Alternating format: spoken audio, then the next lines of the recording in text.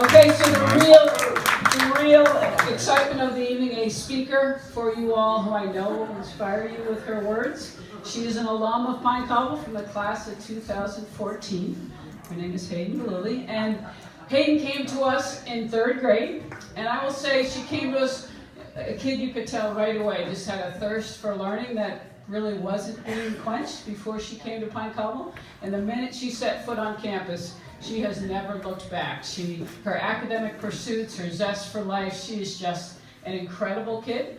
And she went from Pine Cobble on to Miss Hall School. She's now at Williams College. And there's so many things I could say about Hayden, but I think the most beautiful thing about Hayden is she sees the opportunities that she has, and she is so willing and ready to be grateful for those. And when life throws her a curveball, she still sees the glass half full, and she's an inspiration to me, and I would say to any teacher that's had Hayden in their life. And so it's a real honor for me to introduce Hayden Lilly.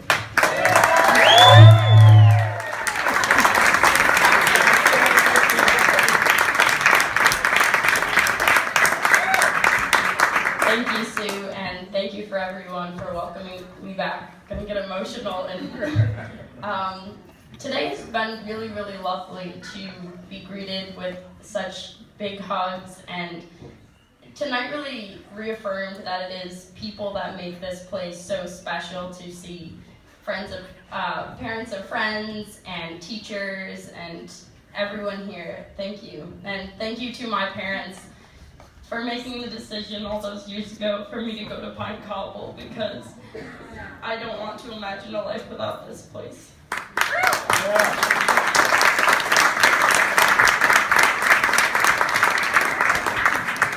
Okay, no more emotions. This is all very serious now. If you're here today, you know that Pine Cobble is a special place. And more than a place, it is a feeling that radiates from the good day bell to the corner of the field to the forest filled with moss and acorn-capped fairy castles. When Sue called me about this speech, we chatted about why, as we grow up, there's the assumption that the rigor of academics cannot be equated with fun or play.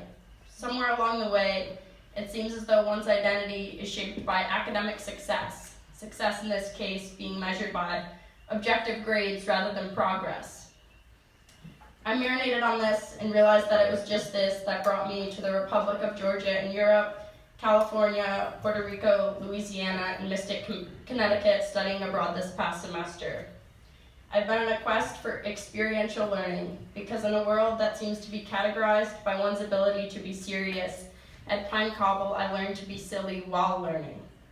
Why do school and play have to be independent from one another? On 3rd grade morning walkabouts with Mrs. G, I was shown how to love the earth, the intricacies of the land, and all of the players in an ecosystem.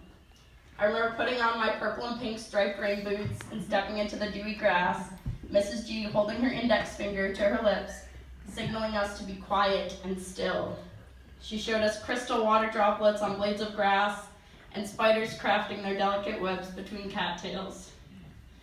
Oh, sorry. We were told to listen, to describe what we were hearing, smelling, and feeling. I had not been asked such questions in an academic setting until a trip to California with my program Williams Mystic last month. As I stared into a tide pool and watched green sea anemones contract as I poked them gently, my professor looked at me and said, "Hayden, what does that feel like?" That's a very simple question, but it wasn't something I could learn in a textbook. It felt squishy and sticky and soft, and I felt my childlike wonder return. Pine Cobble taught me to be a curious learner and to not feel embarrassed to not know. Rather, tender curiosity and engagement with the unknown is encouraged. Most of our research projects, 5th grade biography projects with Mrs. Bernard, and 9th grade speeches all originated at the question, what's something you're excited about but don't know much on right now? At Pine Cobble, I learned to be a sponge ready to absorb the world with a raw, curious fullness. Through lunch announcements, athletic and 9th grade speeches, we learned the strength of our voices. Before my 9th grade speech, I stood behind the multi-purpose room with my classmates and English teacher, Miss Baldwin, who was a Williams College teaching fellow.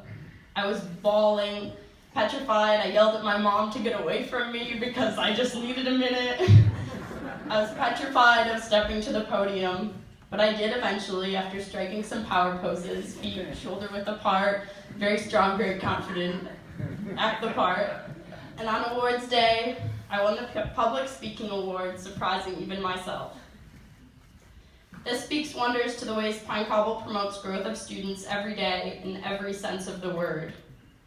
In high school at Miss Hall's, as varsity golf captain and senior class president, I had to give countless speeches, and I attribute my ability to find my voice and eventual love of public speaking, I know I'm a weirdo, to Pine Cobble.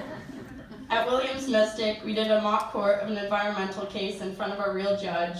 I stepped to the podium without hesitation, stating my case as to why my clients deserved beach rights. At Pine Cobble, we learn how to enter spaces boldly and confidently, and that what we have to say does indeed matter. Pine Cobble teaches the value in daily gratitude. At weekly assemblies, we did an activity called Kudos, where any community member could recognize and thank someone. A teacher may kudos her class for studying extra hard. A student may recognize a teacher for going that extra mile to make sure they grasped a concept. After every sports season and theater production, we wrote thank you cards to everyone who helped us along the way, to parent drivers, to people who brought us snacks for halftime. In a digital world, we were shown how good it feels to handwrite a thank you. A few weeks ago, after conducting phone interviews for one of my independent research projects, I pulled out a box of thank you cards and stamps out from under my dorm room bed and wrote out 5 cards. These strangers did not have to take the time to talk with me about their passions and their careers, but they did, and that deserves a thank you. It is Pine Cobble's intentional attention to building character like this that I find so incomparable. It is remarkable how behavior like this and traits of respect, responsibility, compassion, and all of the pillars become so ingrained as parts of our Pine Cobbler identities. They became guiding principles for how I wanted to live, as well as set standards for the type of people I wanted to have in my life. While Pine Cobble sets high expectations for our character and how we interact with others, it always supported the self. Whoever we wanted to be, no judgment. It built and instilled in me an unwavering sense of self, to be able to enter spaces and think, here I am, and I'm proud of being me. My little cousin May is in first grade now at Pine Cobble. Watching the ways in which she is changing and growing continue to reaffirm the immense power of this education. Before Pine Cobble, she spoke of school with distaste and frustration and fought going to class each morning. Now she cannot wait to get to school every day. The 15 minutes drags on. She just wants to get there so badly. Her smile widens as she tells me about the solar system and shows me how she can read signs with ease. She has fallen in love with learning and speaks of Pine Cobble the way I imagine Alice would speak of Wonderland. Over coffee recently, friends and I philosophized over what it means to contribute to the greater good. This conversation was sparked after our trip to Louisiana, where we talked to people whose homes are being inundated by rising sea levels. They welcomed us into their homes with open arms, telling us of how the BP oil spill affected their shrimping businesses, how their tribe's burial grounds are being flooded, and how they saved people from drowning in Hurricane Katrina. Traveling there showed me the face behind climate change. There is no better textbook than a storyteller sitting in front of you. We began to feel small in the great big world, humbled by the resiliency and struggle of these people, wondering how we can help. Our conversation led us on a path of talking about place, and how if we cannot change the whole world, maybe we should strive to change a little piece of our world.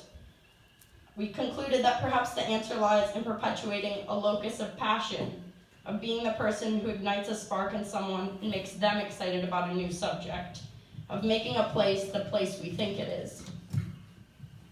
Last year, I began teaching Spanish at Pine Cobble with Senor Noguera, wherever he is wonderful, through a Williams College program called the Center for Learning in Action. It feels meaningful and rewarding as I perpetuate the same locus of passion that teachers, coaches, and Williams College teaching fellows instilled in me while I was at Pine Cobble. I've tried to foster a learning without seeming to in the classroom because there's something so magical and inherently Pine Cobble about interactive learning, about becoming so enlivened about a topic that the schoolwork feels like something you want to do rather than something you have to do.